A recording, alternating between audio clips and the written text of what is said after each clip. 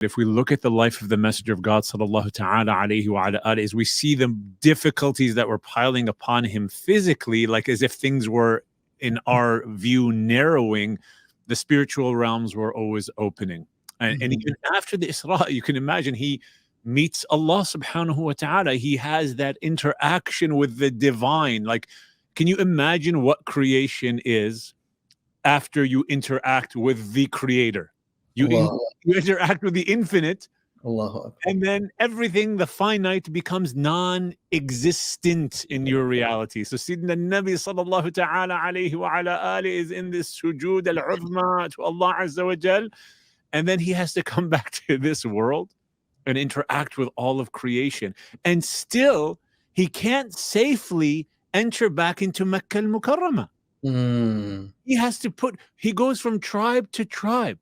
Sayyidina Nabi, who was just with Allah, and now he's going from tribe to tribe, asking them to give him protection to enter Makkah al-Mukarramah, and so many of them, about 10, say no, no, no, no, no, until finally he does.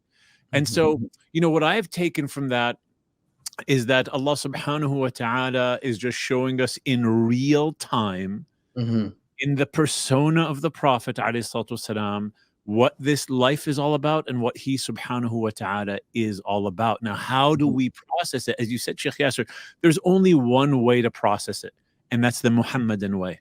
Sallallahu ta'ala alayhi wa alayhi. And that means for all of us, we have to be praying more, we have to be fasting more, we have to be doing more dhikr, we have to spend less time, as you said, Shaykh Yasir, I listened to you recently, on the phone chit-chatting with Fatima and Ahmad and Yasir, and more time turning to Allah in the dhikr.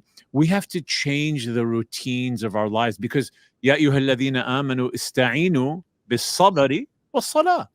Allah tells us, like, you draw your strength from these spiritual acts. And there is no way we will process anything happening in our own lives or with Gaza if you and I are cut off from daily spiritual acts. So what does that mean? We need to wake up for Fajr. Let's start really practical.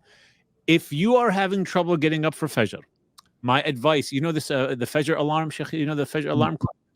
It's probably on Amazon, maybe Sajjad, you could pull it up. Buy the Fajr alarm clock, put it in your bedroom a little further from your bed, and make sure we get up for Fajr. Make sure that we are praying all of our 5 prayers on time. If we want to process what's happening, if we want a place of respite, a place to get energy, it's only with Allah.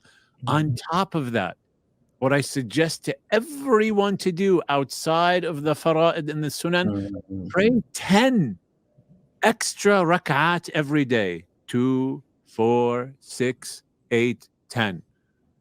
After Isha. Isha now, what time is Isha in New Jersey, Shaykh Yasir? It's around 6:50. 6:45, 6:50. It comes in very early.